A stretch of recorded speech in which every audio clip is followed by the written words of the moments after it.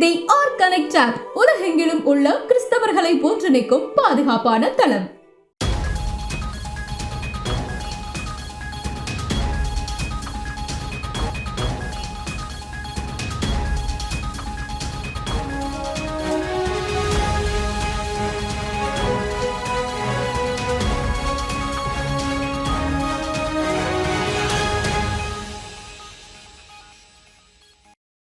சத்தீஸ்கரில் கிறிஸ்தவ இறுதி சடங்கிற்கு ரூபாய் 2 லட்சம் அபராதம்.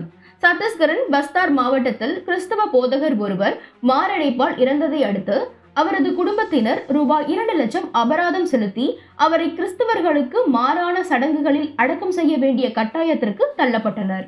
கிறிஸ்துவின் நற்செய்தியை பிரசங்கித்து கிறிஸ்தவ உரிமைகளுக்காக குரல் கொடுத்து வந்த போதகர் மஞ்சு ஆகஸ்ட் 28ஆம் தேதி மாரடைப்பால் உயிரிழந்தார். அடுத்த நாள் குடும்பத்தினர் அவரை அடக்கம் செய்ய முயன்ற போது கிராம மக்கள் எதிர்ப்பு தெரிவித்ததால் குழப்பம் ஏற்பட்டது. போதகர் மஞ்சுவின் மனைவி மற்றும் குழந்தைகள் கிறிஸ்தவத்துக்கு மாறான சடங்குகளுக்கு உட்படுத்தப்பட்டனர். மேலும் அவரது உடலை அடக்கம் செய்ய ரூபாய் 2 லட்சம் அபராதம் செலுத்த வேண்டிய கட்டாயத்திற்கு தள்ளப்பட்டனர். இறுதி சடங்குக்கு வந்திருந்த அனைத்து போதகர்களையும் வெளியேறுமாறு போலீசார் எச்சரித்தனர். மஞ்சுவின் குடும்பத்தினர் வேறு வழியின்றி கிறிஸ்தவம் அல்லாத சடங்குகளை ஏற்று அவரை அடக்கம் செய்தனர். போதகர் மஞ்சுவின் குடும்பத்திற்காக ஜெபிப்போம். வட இந்திய கிறிஸ்தவர்கள் மீது இருக்கிற இது போன்ற கடினப்பாடுகள் நீங்க நம் தேவன் தாமே இறங்குவாராக. செவ்வாய் கிரகத்தில் மனித காலனி திட்டத்தை வெளியிட்ட எலான் மஸ்க் அடுத்த 2 ஆண்டுகளுக்குள் செவ்வாய் கிரகத்திற்கு ஆளில்லா ஸ்டார்ஷிப்களை அனுப்பும் மிகப்பெரிய திட்டத்திற்கு ஸ்பேஸ் எக்ஸ் தயாராகி வருகிறது. அதன் நிறுவனர் எலான் மஸ்க் 2026ஆம் ஆண்டில் பூமியில் இருந்து சிவப்பு கிரகமான செவ்வாய்க்கு முதல் பயணத்தை தொடங்க திட்டமிட்டுள்ளார். இந்த திட்டத்தின் மூலம் செவ்வாய் கிரகத்திற்கு மக்களை அழைத்து செல்லும் தனது லட்சிய கனவை எலான் மஸ்க் நிறைவேற்றியுள்ளார். பூமியின் ஆதரவு இல்லாமல் மக்கள் செழிக்கக்கூடிய செவ்வாயில் ஒரு காலனியை உருவாக்குவதே அவரது நோக்கம்.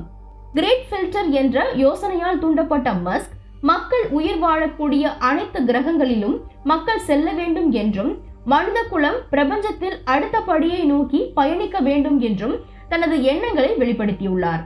செவ்வாய் கிரகத்தின் மீதான எலான் மஸ்கின் ஆராய்ச்சி மக்களை ஈர்க்கும் வகையில் இருந்தாலும் கிரகத்திற்கு அப்பால் மனித வாழ்க்கையை நிலைநிறுத்துவது தேவனின் கைகளில் தான் உள்ளது.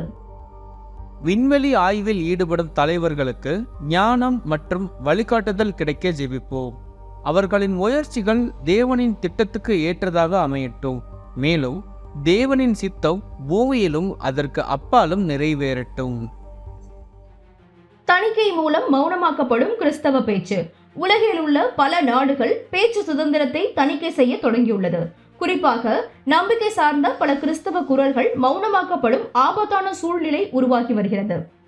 அயர்லாந்தில் சமீபத்தில் நிறைவேற்றப்பட்ட சட்டம் பொது இடங்களில் ஒரு நபர் அல்லது குழுவிற்கு எதிரான வெறுப்பு பேச்சுகளை குற்றமாக்குகிறது.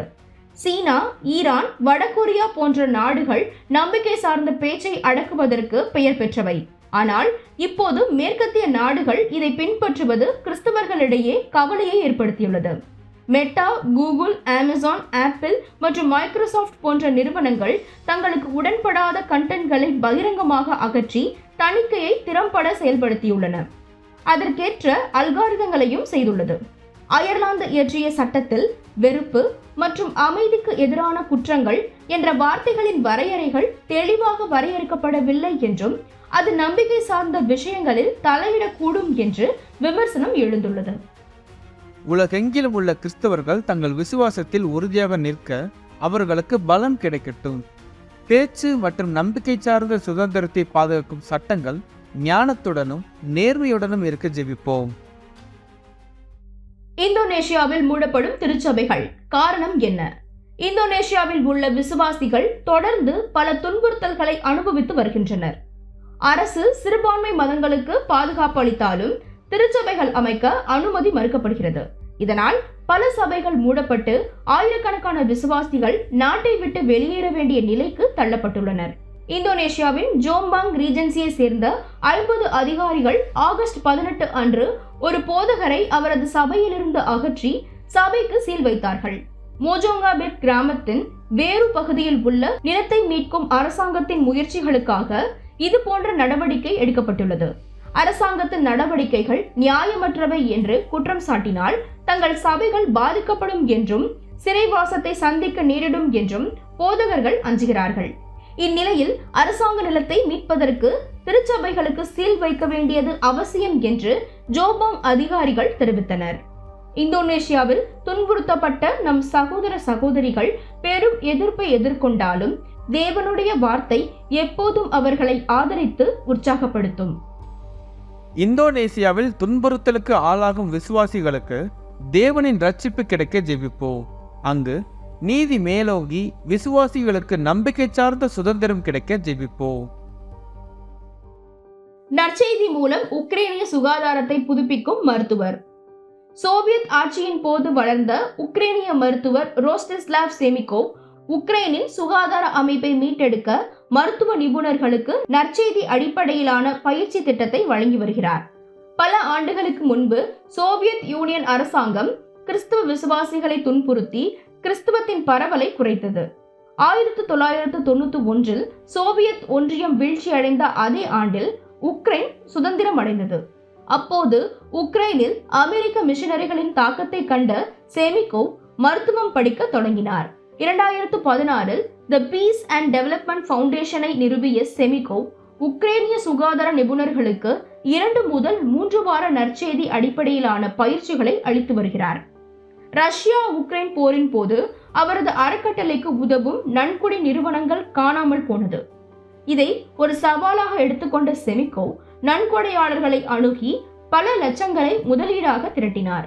இதன் மூலம் உக்ரைனியர்களுக்கு நிவாரணம் அளித்து மருத்துவ அவுட்ரீச் திட்டத்தை விரிவுபடுத்தினார்.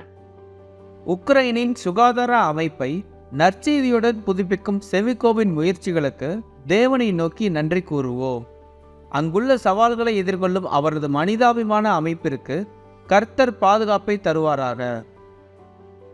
இந்த இருள் நிறைந்த உலகில் ஜெபம் ஒன்றே ரே ஆஃப் ஹோப் என்று நாங்கள் நம்புகிறோம். ஆமென்.